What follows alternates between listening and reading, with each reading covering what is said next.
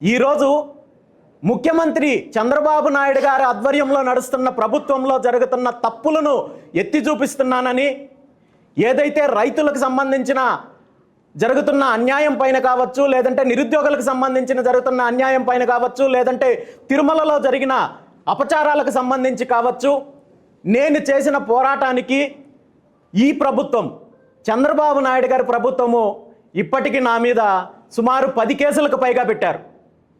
తిరుమలకు పాదయాత్రగా వెళ్ళి అక్కడ అపచారం జరిగింది కాబట్టి దీని ప్రక్షాళన చేయాలని చెప్పి ప్రభుత్వాన్ని డిమాండ్ చేస్తే నా పైన తిరుమలలో కేసు పెట్టారు.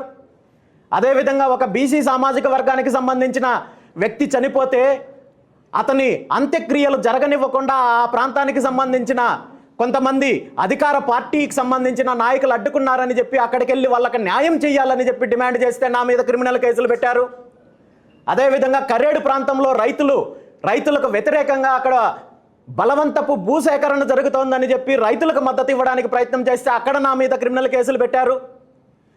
ఈరోజు గత కొన్ని రోజుల క్రితము రాజయ్యపేట గ్రామంలో మత్స్యకారులకు మద్దతుగా నేను వెళ్ళడానికి ప్రయత్నం చేస్తే రాజమండ్రిలో నన్ను అడ్డుకొని అక్కడ నా పైన తప్పుడు కేసులు పెట్టారు.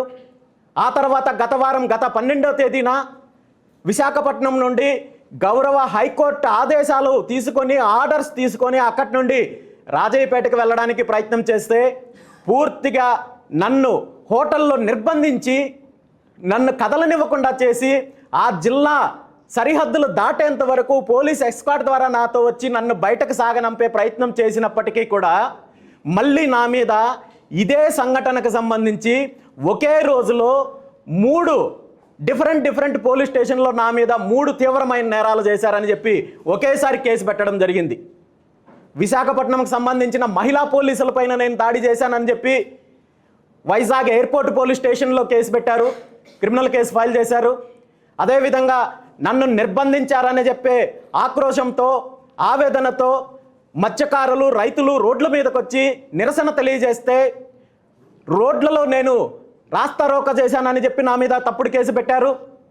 అదేవిధంగా రాజయ్యపేటకు సంబంధించి ఆ ఆందోళన ఆ ఉద్యమకారులని నేను రెచ్చగొట్టి వాళ్ళ ద్వారా ఉద్యమాన్ని ప్రేరేపించి పోలీస్ స్టేషన్ మీదకి దాడి చేయడానికి ప్రయత్నం చేశాను, లేదా పోలీసులను గాయపరిచానని చెప్పి ఏకంగా హత్యా ప్రయత్నం కేసు నక్కపల్లి పోలీస్ స్టేషన్లో పెట్టారు.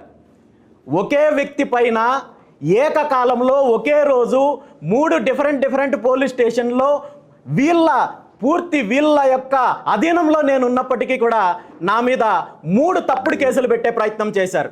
ఇంతకంటే అన్యాయమో ఇంతకంటే ఘోరం మరొకటి ఉంటుందా? ఈరోజు ఆంధ్రప్రదేశ్ రాష్ట్రంలో అంబేద్కర్ గారు రాసిన రాజ్యాంగాన్ని ఏమాత్రం పాటించకుండా ఈరోజు పూర్తిగా నారా లోకేష్ చెప్పిన రెడ్ బుక్ రాజ్యాంగాన్ని నడిపించే ప్రయత్నం చేస్తున్నారు. దానికి పోలీస్ వ్యవస్థ మీద ఒత్తిడి తీసుకొని వచ్చి ఈరోజు ఈ విధంగా తప్పుడు కేసులు పెట్టే ప్రయత్నం చేస్తున్నారు.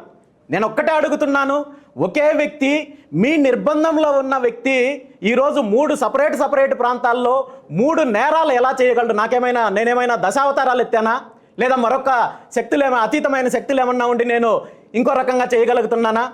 ఎందుకు ఇంతగా పోలీస్ వ్యవస్థను దిగజార్చే ప్రయత్నం చేస్తున్నారని చెప్పి ఈ సందర్భంగా నేను ముఖ్యమంత్రి చంద్రబాబు నాయుడు గారిని ప్రశ్నిస్తున్నాను. నేను వస్తే లా అండ్ ఆర్డర్ని కాపాడుతానని చెప్పి ప్రగల్భాలు పలికిన ఈరోజు మీరు చేస్తున్న అరాచకాలేంటి? దేశంలో ఎక్కడైనా జరగని విధంగా ఈరోజు పోలీస్ వ్యవస్థని దుర్వినియోగం చేయడంలో ఈరోజు చంద్రబాబు నాయుడు గారి ప్రభుత్వము రికార్డు నెలకొల్పింది. ఇంత చేస్తున్నప్పటికీ కూడా నేను న్యాయబద్ధంగా హైకోర్టు వారిని ఆశ్రయించి నేను మత్స్యకారులకు మద్దతుగా నిలవడానికి ప్రయత్నం చేస్తుంటే అనేక రకాలుగా నన్ను అడ్డుకునే ప్రయత్నం చేస్తున్నారు.